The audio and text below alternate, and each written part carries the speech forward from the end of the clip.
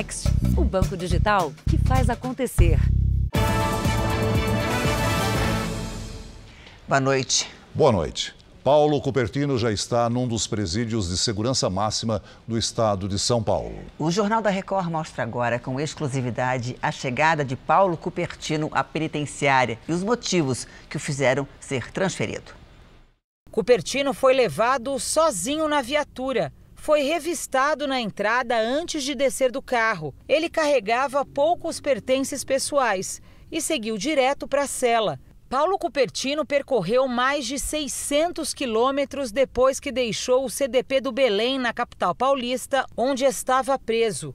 A cidade de Presidente Venceslau tem 2 penitenciárias de segurança máxima. Elas são chamadas de P1 e P2. A P2 abriga os líderes de facções criminosas, condenados por tráfico de drogas, grandes roubos e que têm ligações com o crime organizado. Já na P1 estão detentos que cumprem penas administrativas e de perfil neutro. Hoje nós o classificamos como perfil neutro por causa dos 2 crimes que ele cometeu e que são conflitantes entre si para definir uma custódia segura. Cupertino queria ser transferido para o presídio de Tremembé, que é de segurança média e abriga presos com histórico de assassinatos, mas não teve o pedido atendido. Em 93, ele foi condenado por um roubo a um carro forte no Porto de Santos. Os assaltantes usavam metralhadoras. O crime que ele cometeu no litoral nos traz a convicção de que ele participa de algum tipo de organização, porque é um crime que não se pratica sozinho, ele precisa de diversos tipos de apoio, e esses apoios são característicos de organizações criminosas. A secretaria ainda vai observar o comportamento de Cupertino. Ao ser preso no mês passado, ele exibiu uma nova tatuagem de uma carpa. A figura do peixe é associada a membros do PCC. Paulo Cupertino pode ficar na penitenciária 1 de Presidente Venceslau durante todo o processo e até mesmo depois, se for condenado. Ele não deve sair de lá nem para o primeiro interrogatório na Justiça, marcado para o dia 22 de agosto. A audiência será virtual. Cupertino é acusado de 3 assassinatos e ficou 3 anos foragido antes de ser preso no mês passado. No CDP do Belém, ele foi procurado por 12 advogados que se ofereceram para defendê-lo de graça. Ele negou todas as ofertas. Nos últimos 2 anos, subiu para quase 1 milhão o número de presos no Brasil. O país tem a maior população carcerária do mundo, perde apenas para a China e Estados Unidos. Cadeias superlotadas e presos em condições subhumanas. É um depósito de seres humanos ali dentro dessas celas superlotadas, as pessoas dividindo aí os espaços aéreos das celas, montando redes, dividindo inclusive banheiros das celas para poderem dormir, colchões. Dados do Conselho Nacional de Justiça mostram que o país atingiu um recorde histórico. Entre abril de 2020 e maio deste ano, o número de presos aumentou em quase 8%.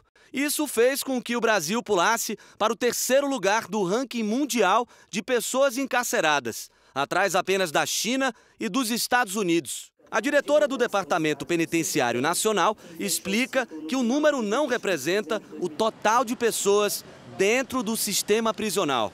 Mas temos pessoas também com privação de liberdade que estão fora do sistema prisional, com acompanhamento da justiça, das secretarias, mas que não ocupam a estrutura das penitenciárias. Mais de 80% das unidades prisionais do estado de São Paulo estão superlotadas. É o que mostra um levantamento feito pela Defensoria Pública durante a pandemia. Dos 27 centros de detenção visitados, 23 estavam com mais presos do que a capacidade permite.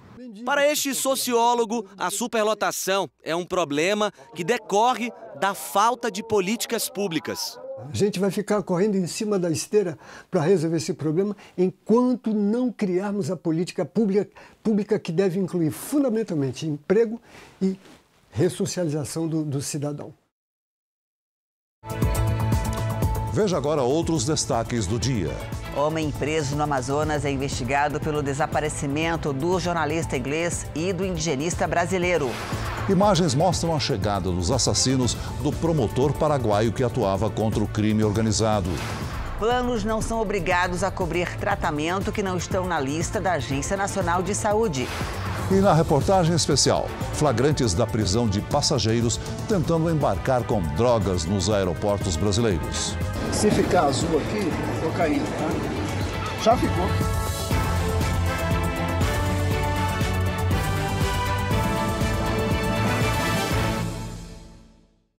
Oferecimento Bradesco. Entre nós, você vem primeiro.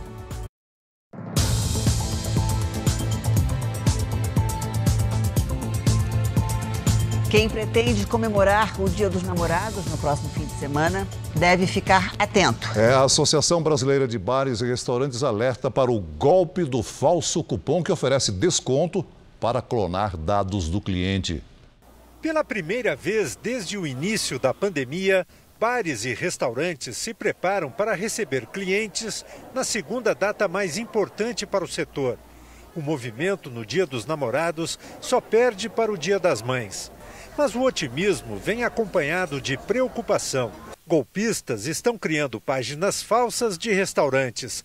O objetivo é coletar dados de pessoas e vender promoções e jantares que não existem. Conforme evolui a tecnologia, evoluem os golpes também, né? Cada vez mais hábeis, cada vez mais atrevidos. Então, os proprietários eles estão adquirindo aplicativos, né, que tecnologicamente podem protegê-los. O nome deste restaurante já foi usado por golpistas. Eles criaram um perfil falso com fotografias iguais às deste local e publicações relacionadas aos produtos oferecidos aqui. Muitos clientes foram enganados em outras datas comemorativas e o prejuízo foi grande. Flávio estava em casa trabalhando quando recebeu uma mensagem do restaurante que frequenta, oferecendo um desconto. Era um golpe e assim que clicou no link, o celular dele foi clonado.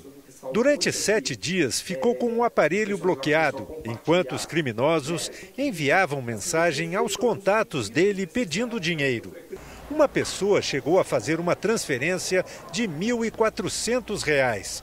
Agora, ele ficou mais cuidadoso com as mensagens que recebe. Qualquer outro link hoje que me é enviado, eu não acesso, não clico, ainda que seja assim, até do meu trabalho, sem antes eu conferir se realmente tem uma veracidade. Em Belfort Roxo, no Rio de Janeiro, 3 paquistaneses foram sequestrados e torturados. Eles foram atraídos por um falso anúncio de venda de carro. Os estrangeiros ficaram 5 horas em poder da quadrilha, fizeram depósitos e transferências bancárias para os criminosos. As marcas da violência estão espalhadas pelo corpo, mas é a cabeça que está mais confusa. Eu não conseguia dormir, eu tomei remédio para dormir porque é uma trauma, chutes, socos, tapas coreadas na cabeça, no rosto. Eles não têm pena de ninguém. Só desse imigrante paquistanês, os criminosos levaram R$5 mil do cartão de crédito. Desta outra vítima, foram quase 7 mil pelo Pix. Mas as várias transferências chamaram a atenção e a conta foi bloqueada pelo banco. Ameaçando a morte, colocando arma na nossa cabeça. Foram quase 5 horas sob a mira de uma arma. Os 3 homens foram atraídos pelo anúncio da venda de um carro pela internet. O golpe contava com o apoio de um comércio na comunidade dominada pelos traficantes. De acordo com a bandeira do cartão, um elemento descia e até esse comércio, subia com a maquininha e lá obrigavam as vítimas a descarregarem os valores. Dos 10 integrantes da quadrilha, 5 foram presos. Um deles, o dono do comércio. Outro aparece em uma ligação pedindo dinheiro para um amigo das vítimas. Eu posso falar na minha língua para ver se ele consegue arrumar dinheiro? Posso falar na minha língua? Mandei fazer pro Pix do cara lá. Os investigadores descobriram que os criminosos já fizeram pelo menos outras 5 vítimas aqui no Rio de Janeiro só nos últimos 2 meses. Os paquistaneses vieram para o Brasil há quase 10 anos em busca de uma vida melhor. Mas depois do trauma e do susto, agora pensam em voltar. Eu estou pensando em ir embora daqui, porque dinheiro se consegue em qualquer lugar. A vida é que é mais importante.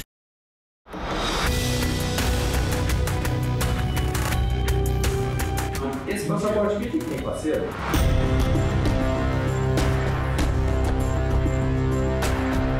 Se ficar azul aqui, tô caindo, tá?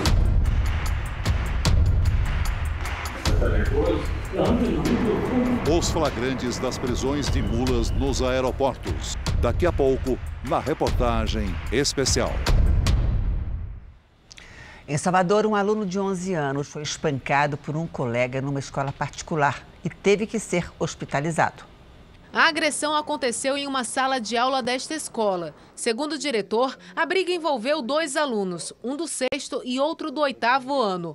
Eles conversavam no pátio durante o intervalo. Momentos depois, foram para uma sala de aula vazia. Lá, o mais velho, de 13 anos, teria agredido o colega de 11 com socos no rosto. Tudo durou 2 minutos e meio. Segundo testemunhas, a vítima saiu se arrastando em busca de ajuda e foi levada ao hospital. Passou por exames e já recebeu alta. Nós somos uma instituição de 37 anos, isso nunca aconteceu. Eles estão suspensos, todos dois, para protegê-los, para deixar também que a gente tenha condições de fazer o nosso trabalho de averiguação do que aconteceu. Então, por enquanto, eles não estão mais frequentando a aula. A escola diz ter acionado o Conselho Tutelar e o Ministério Público da Bahia. O caso não é isolado. Segundo dados do Ministério da Mulher, da Família e dos Direitos Humanos, o primeiro semestre de 2021 registrou 1.650 denúncias de violência dentro de instituições de ensino em todo o Brasil. No mesmo período este ano, o número mais que dobrou e chegou a quase 3.800 denúncias. Neste vídeo, gravado na última segunda-feira, 2 alunas de uma escola pública na Bahia trocam tapas e puxões de cabelo. Violência que assusta os alunos e também os pais. Minha filha ainda está sendo prejudicada por isso. Quer dizer, apanhou dentro do colégio. Pense como é que vai ficar o psicológico dessa criança. Sobre a briga entre as alunas que acabamos de mostrar, a direção da escola diz ter acionado a polícia e marcado uma reunião entre a ronda escolar, as famílias das estudantes e a direção. Operações contra o furto de metais e fios de cobre ocorreram em Minas Gerais e no Rio Grande do Sul. Os agentes se surpreenderam com a ousadia dos criminosos que chegaram a roubar luminárias em Porto Alegre e invadir uma empresa para levar os cabos. Era madrugada quando os policiais saíram para prender a quadrilha. Dos 18 suspeitos, 6 são funcionários da Vale em Itabira, no interior de Minas Gerais. A mineradora é vítima do golpe e colaborou com as investigações. Um vigilante seria responsável por liberar a entrada dos ladrões na empresa. 5 eletricistas seriam responsáveis por desligar a energia para que os cabos fossem levados. Os roubos aconteciam durante a noite. O circuito interno da empresa gravou um dos criminosos atirando para o alto. Gravações telefônicas feitas com autorização da Justiça mostram o grupo se comunicando. Manda o cabo aí de uma limpa aí, velho. Tem que arrumar um lugar pra não limpar. Amanhã eu vou encher a caminhonete. 4 toneladas de fios de cobre foram apreendidas na operação. A polícia investigava o caso havia 6 meses e agora quer saber para quem os receptores vendiam a mercadoria roubada. O crime teria provocado um prejuízo de 50 milhões de reais para a mineradora. Às vezes demora-se um pouco a investigação porque a gente tem que juntar todos esses elementos nos autos, é uma coisa trabalhosa. Mas sempre chegamos a essa autoria. No Rio Grande do Sul, o roubo de cabos aumentou 86% este ano, segundo a polícia. Hoje, em Porto Alegre, 4 suspeitos foram presos e 2 ferros velhos interditados. Entre as mercadorias recuperadas, havia até luminárias do Parque Municipal e do centro da cidade. A medalhista olímpica e campeã mundial de ginástica artística Simone Biles e mais 89 atletas anunciaram um processo contra a Polícia Federal dos Estados Unidos. Para as ginastas, os agentes do FBI falharam ao investigar abusos sexuais cometidos pelo ex-médico da seleção americana, Larry Nassar. Elas pedem uma indenização de quase 5 bilhões de reais. As investigações contra o médico teriam começado só um ano depois das denúncias. Larry Nassar foi acusado em mais de 100 casos de abuso cometidos ao longo de 20 anos. Ele se declarou culpado em 2017 e foi condenado à prisão perpétua. Veja a seguir, Justiça decide que planos não são obrigados a cobrir tratamentos fora da lista da Agência Nacional de Saúde. E na série especial, flagrantes de pessoas que tentam driblar a fiscalização contra o tráfico de drogas nos aeroportos do Brasil.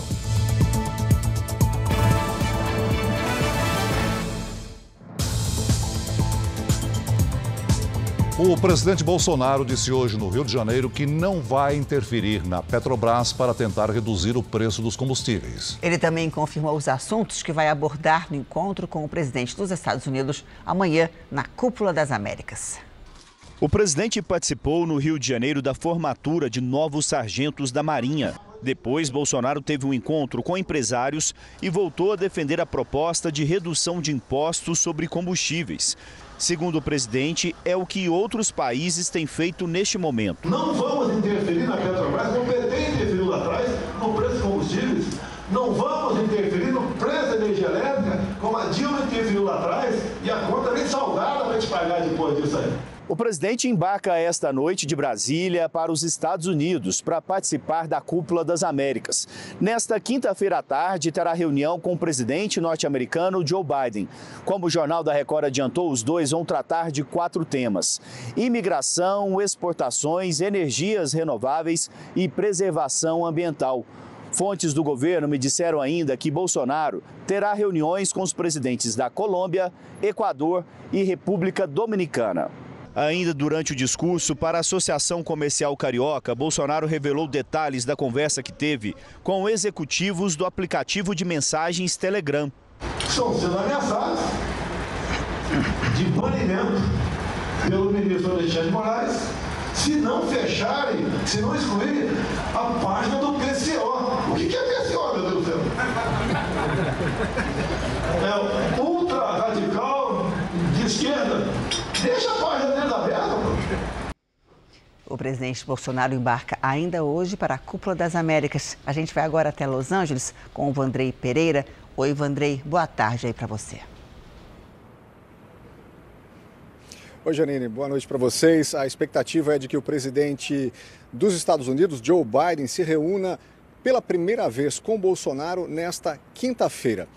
Como o presidente brasileiro antecipou, os dois devem conversar sobre comércio, meio ambiente, imigração e a democracia no continente americano. O encontro tem sido visto como uma tentativa de aproximação entre os dois líderes. O presidente Bolsonaro fica até sexta-feira aqui em Los Angeles, último dia da cúpula. Celso, Janine. Obrigada, Vandrei. Um tribunal da Suíça deu início ao julgamento de ex-presidentes da FIFA e da UEFA. A dupla é investigada por escândalos milionários de fraude e corrupção.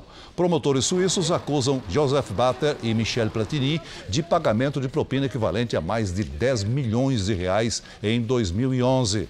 Eles foram banidos do esporte em 2015, quando o escândalo veio à tona. Os dois ainda enfrentam acusações de gestão danosa, abuso de confiança e falsificação de documentos. O julgamento vai até o dia 22 de junho. E se for condenada, a dupla pode pegar até 5 anos de prisão. A seguir, um homem é preso e investigado por suspeita de envolvimento no desaparecimento do jornalista inglês e do indigenista brasileiro. Na série especial, a ação das mulas do tráfico nos aeroportos do Brasil e como a tecnologia e a inteligência ajudam a identificar os suspeitos.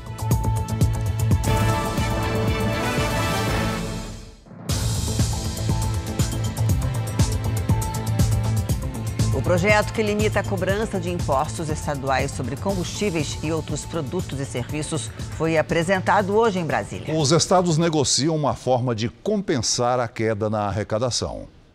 Governadores e secretários estaduais de Fazenda estiveram com o presidente do Senado, Rodrigo Pacheco.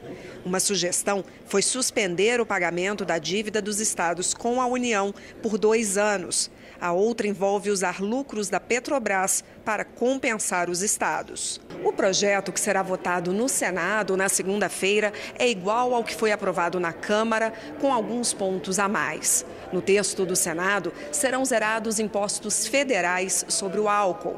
Também podem ser votadas na segunda-feira 2 mudanças na Constituição. Uma compensa financeiramente os estados que zerarem os impostos sobre diesel, gás de cozinha e etanol. Outra torna o álcool mais competitivo caso o preço da gasolina caia. As novas regras passariam a valer em 1º de julho. Se tudo for aprovado, o governo estima que a queda nos postos será de R$ 1,65 no litro da gasolina e 76 centavos no litro do diesel. Acho que a preocupação dos governadores é correta, mas acho que o governo está legitimado para poder tomar as iniciativas que considerem adequadas no sentido de enfrentar essa emergência. Nós estamos vivendo uma emergência. Isso impacta no bolso da população. Uma pesquisa revela que apenas 4 de cada 10 lares brasileiros conseguem ter acesso à alimentação. Em 2 anos, por causa dos efeitos da pandemia, 14 milhões de pessoas entraram para o grupo que sofre com a fome no país. 33 milhões. Esse é o número de brasileiros que, de acordo com a pesquisa, sofrem hoje com a fome. A fome ela é uma expressão, talvez uma expressão mais trágica do empobrecimento de grande parcela da população. O levantamento é da Rede Brasileira de Pesquisa em Soberania e Segurança Alimentar. Foi realizado em todo o país e também mostrou que nos últimos 2 anos, 14 milhões de pessoas entraram para a estatística da fome, se juntando às 19 milhões que já faziam parte desse grupo. A pandemia foi bem marcada em 2020. A gente, no ano passado, estava na retomada. Só que, além do emprego, você tem o preço dos alimentos. O preço dos alimentos dispara, não se consegue controlar. Veja que ele começa a aumentar no final de 2020, não foi? Então, em 2021, a gente tem esse crescente. Este projeto social arrecada alimentos e distribui em diferentes cidades brasileiras. 1000 quentinhas são preparadas todos os dias aqui na sede do projeto. Aí os voluntários vêm até aqui buscar essa comida e distribuir para quem muitas vezes não sabe se vai conseguir fazer a próxima refeição. É um trabalho de formiguinha, mas que faz muita diferença para quem recebe. Isso aqui é bom, é garantido toda semana.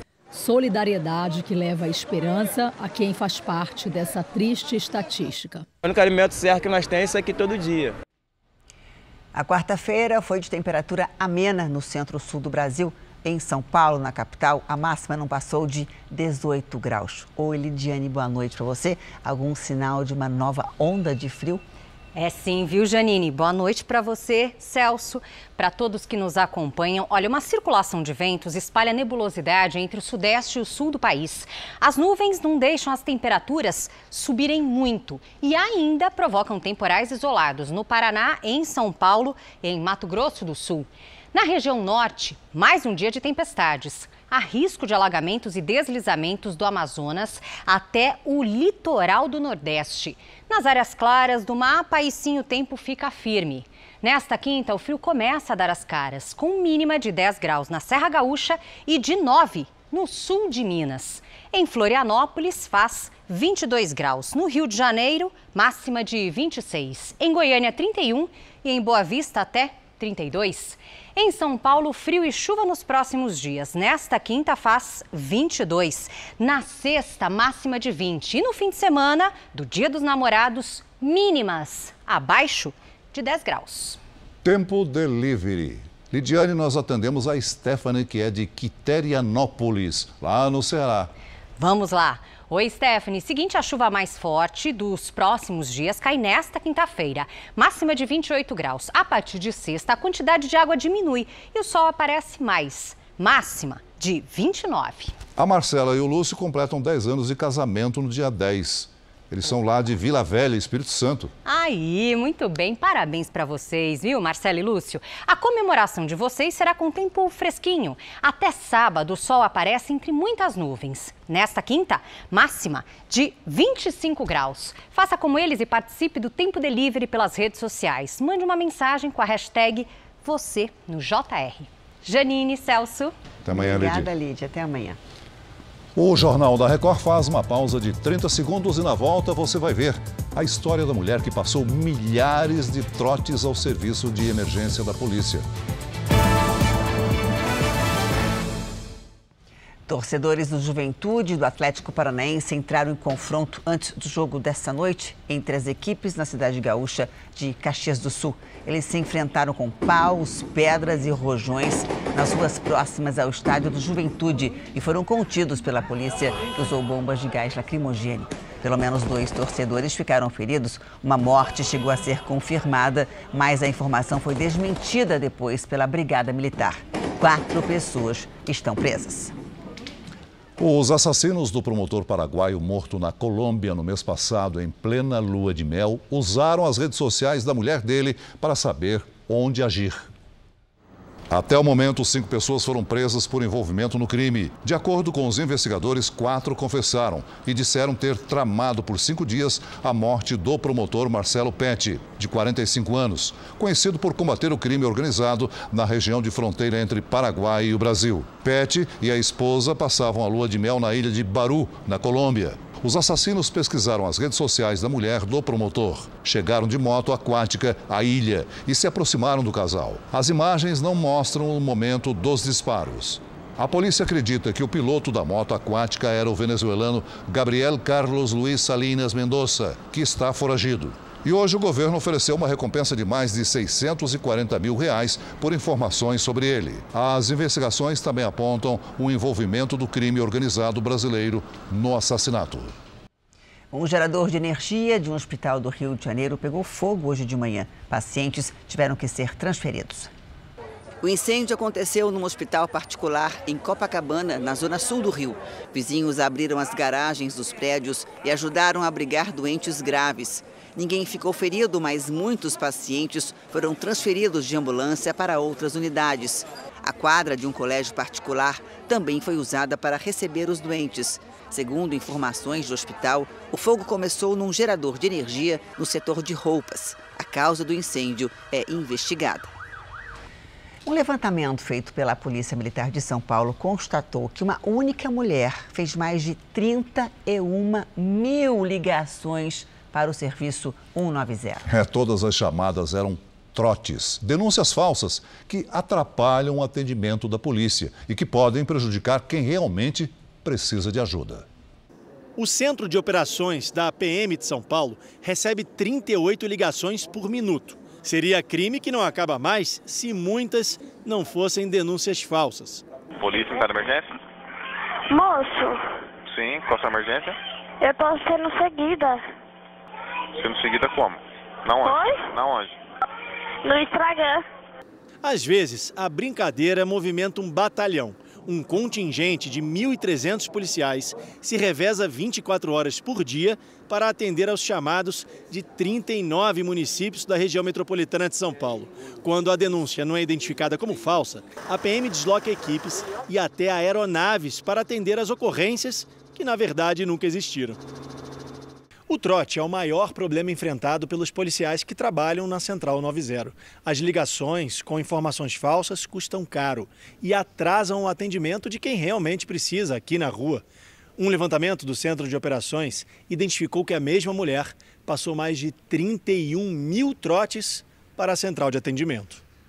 Foram mais de 60 ligações por dia durante 1 ano e 5 meses. Os trotes eram feitos da cidade de Itarabái, a 521 quilômetros de São Paulo.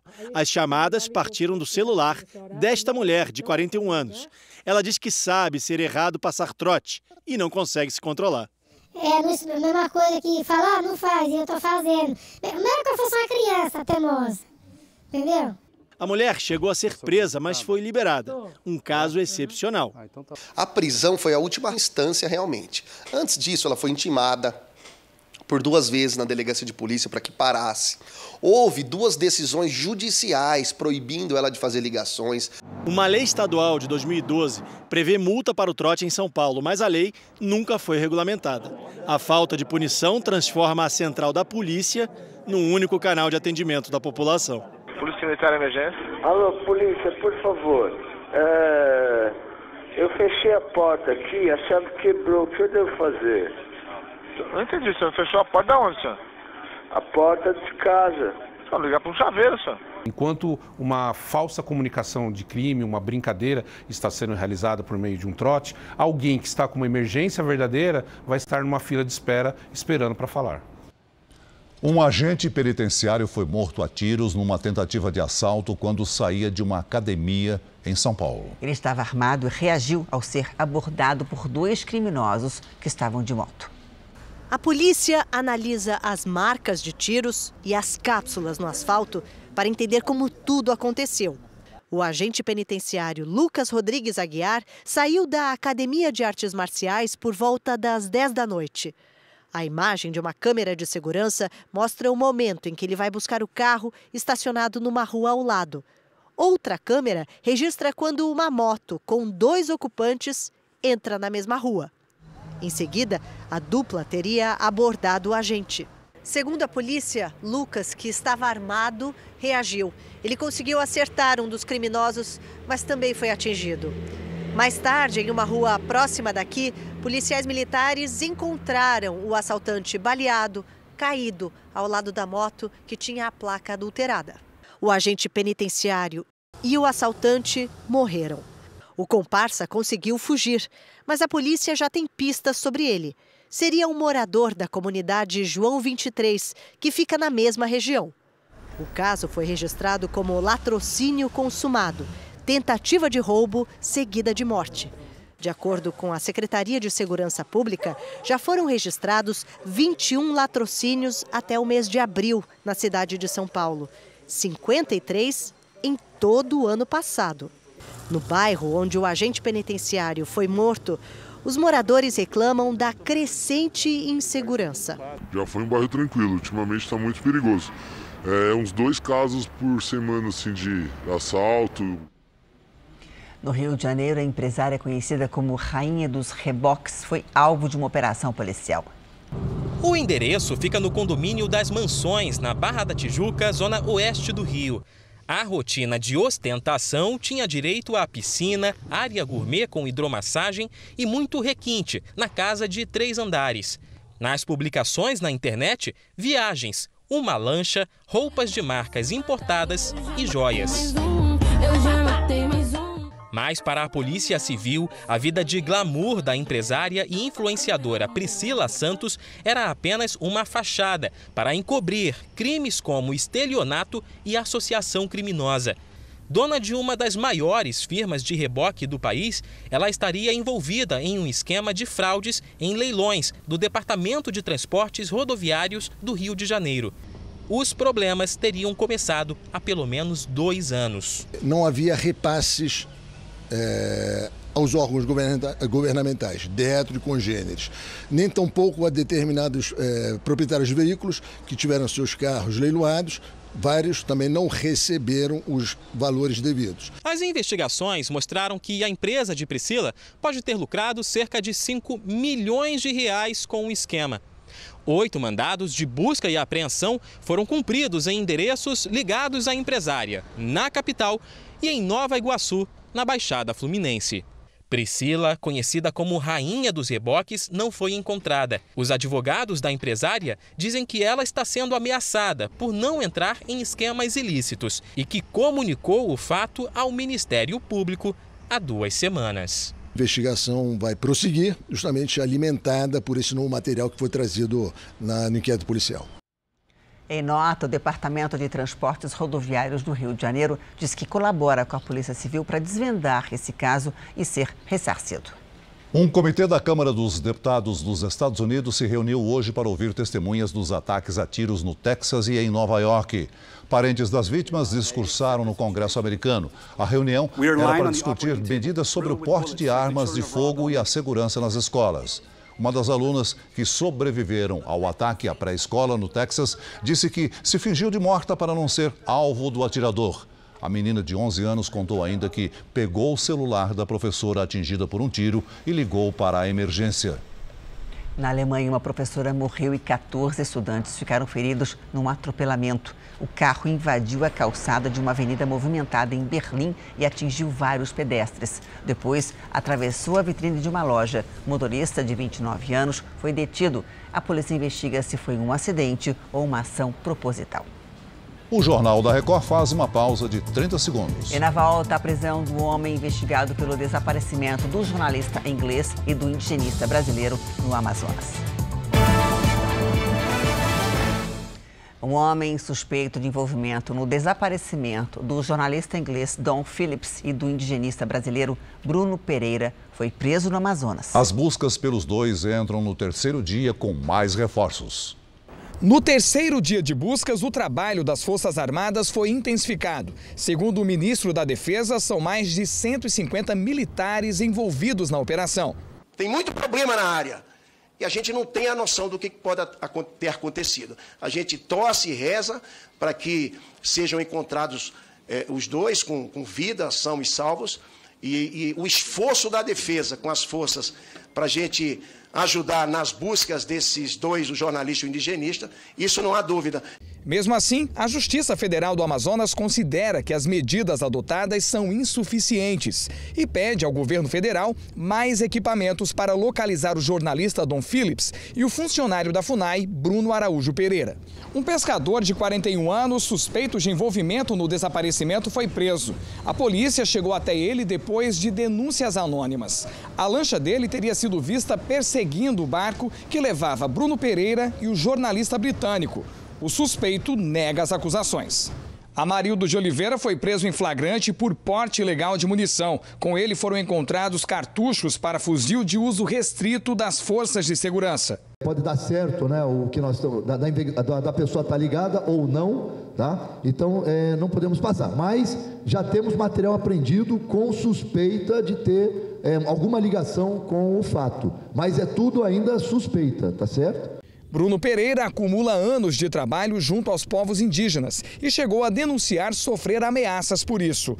Em um bilhete anônimo, pescadores da região se dizem perseguidos, citam Bruno pelo nome e ameaçam um acerto de contas. Em um vídeo recente, Dom Phillips também revelou que tinha conhecimento das ameaças. Eu vim para acompanhar um pouco disso, ou aprender um pouco com vocês.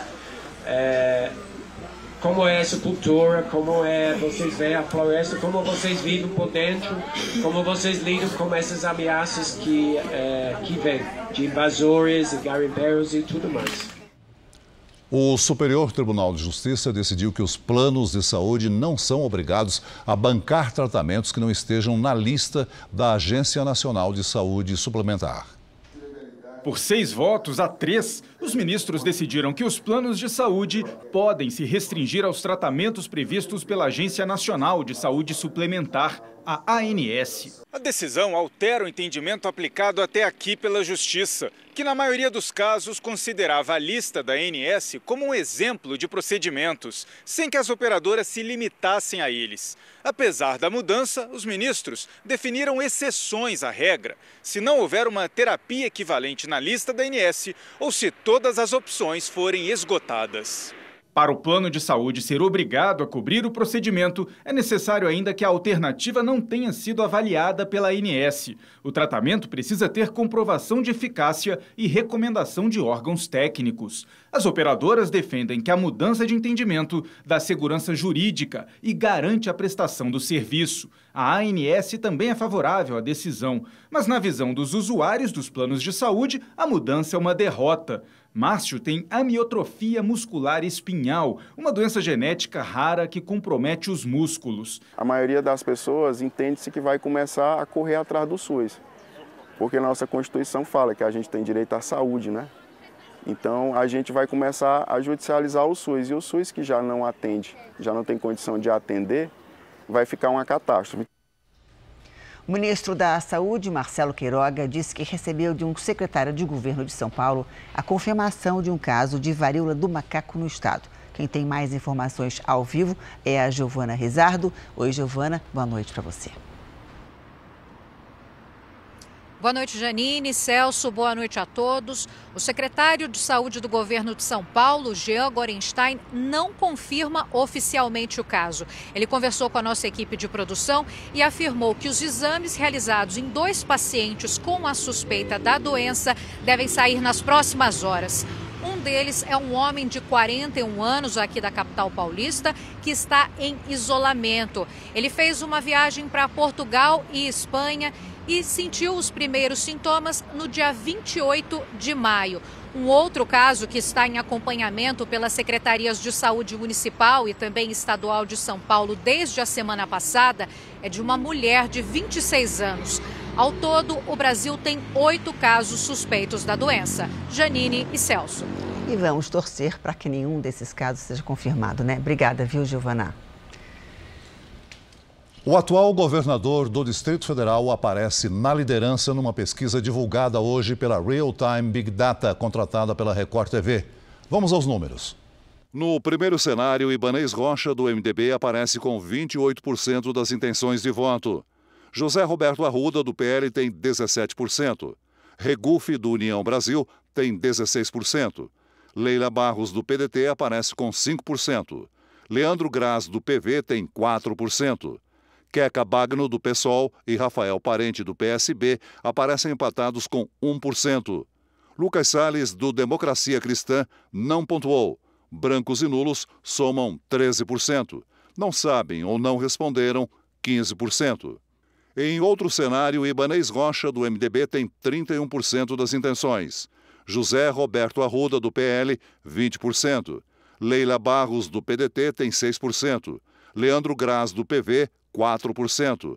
Rafael Parente, do PSB, e Paula Belmonte, do Cidadania, estão empatados com 2%. Queca Bagno, do PSOL, tem 1%. Lucas Salles, do Democracia Cristã, não pontuou. Brancos e nulos são 17%.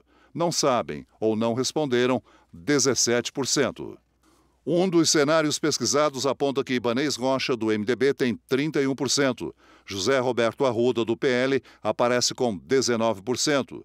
Leila Barros, do PDT, tem 6%.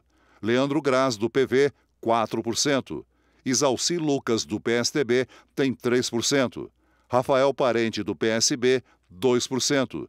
Queca Bagno, do PSOL, 1%. Lucas Salles, do Democracia Cristã, não pontuou. Brancos e nulos somam 17%. Não sabem ou não responderam, 17%. No primeiro cenário da corrida pelo Senado, Regufe, do União Brasil, aparece com 17% das intenções de voto.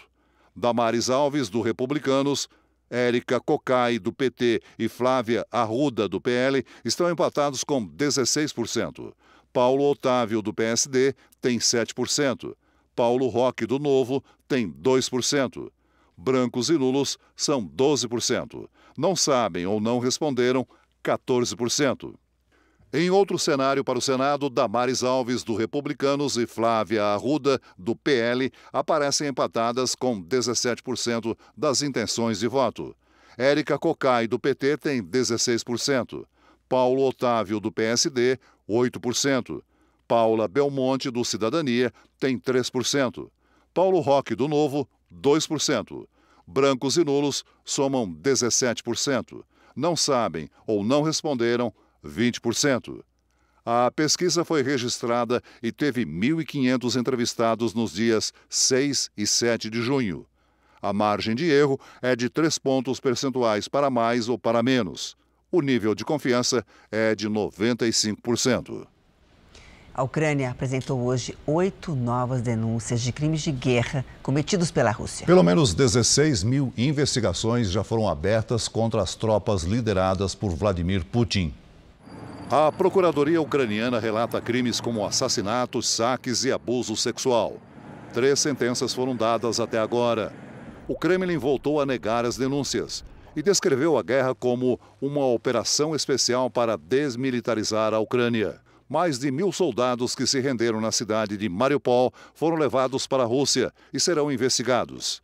Kiev quer que os combatentes sejam libertados em troca de prisioneiros russos, mas Moscou exigiu que alguns sejam julgados. O secretário-geral da ONU, Antônio Guterres, defendeu hoje um acordo para a exportação segura de alimentos produzidos em território ucraniano. Segundo especialistas, o aumento do preço de cereais por causa da queda das exportações pode provocar uma crise alimentar no mundo todo. O Jornal da Record faz uma pausa de 30 segundos. E na sequência você vai ver flagrantes da descoberta de droga nos aeroportos brasileiros.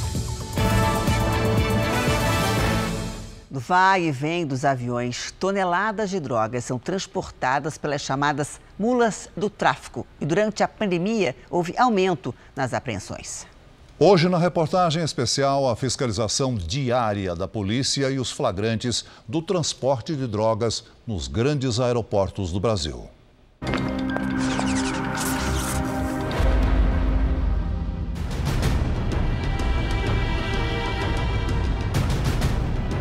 Os cães farejadores estão atentos no saguão do aeroporto. Os policiais também. Na fila do check-in, o nervosismo de um rapaz chama a atenção. A mala é aberta ali mesmo. Com uma faca, os policiais federais furam o fundo e encontram um pó branco. Se ficar azul aqui, cocaína, tá? Já ficou. O brasileiro, de 31 anos, levaria 6 quilos de cocaína para Joanesburgo, na África do Sul. É mais uma mula do tráfico presa no aeroporto de Guarulhos. Este é o maior aeroporto do Brasil e também o mais utilizado pelo narcotráfico. Só de janeiro a abril deste ano, 95 pessoas foram presas aqui tentando entrar ou sair do país com drogas. Um número 20% maior do que no mesmo período de 2019, antes da pandemia. E a quantidade de entorpecentes apreendidos mais do que dobrou.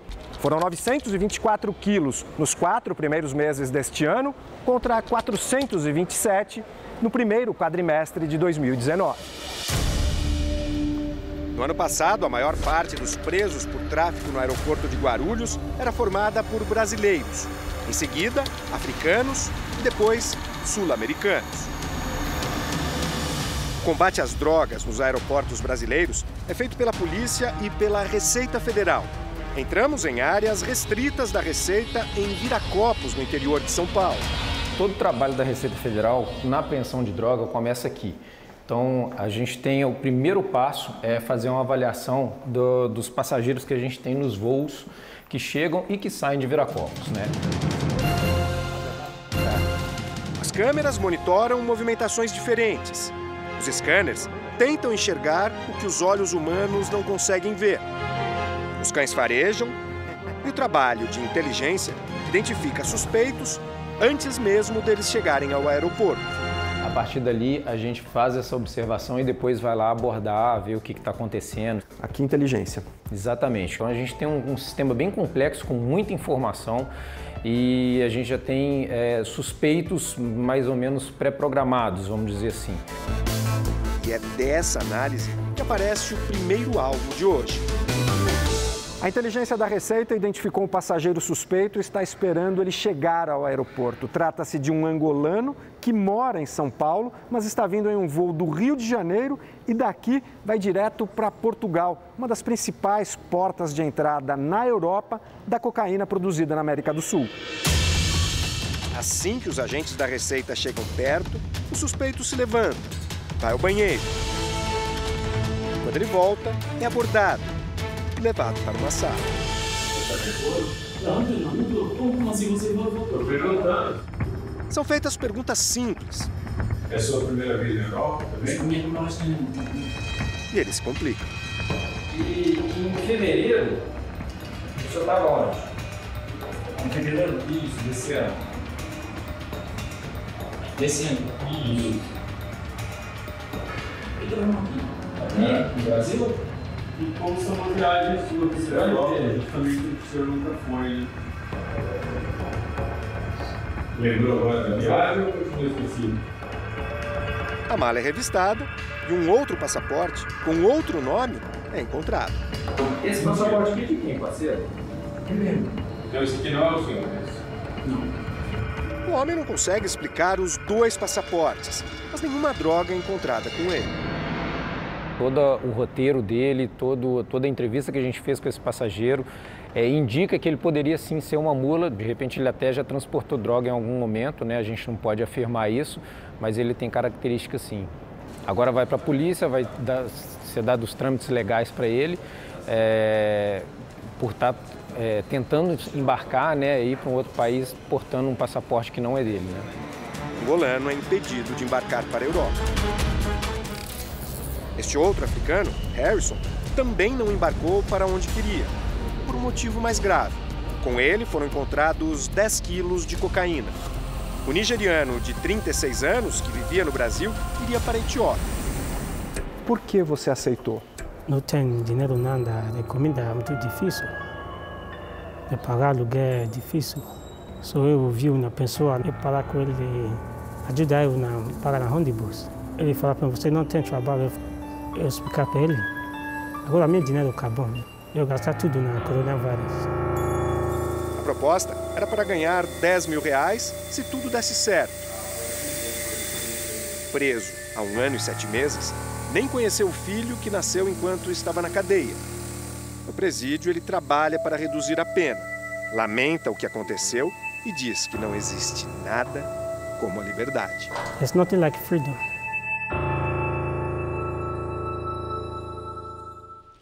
Essa edição termina aqui e à 00:30 tem mais Jornal da Record. Fica agora com o 2º episódio de Todas as Garotas em Mim. E em seguida tem Amor Sem Igual. Boa noite para você e a gente se vê amanhã. Boa noite.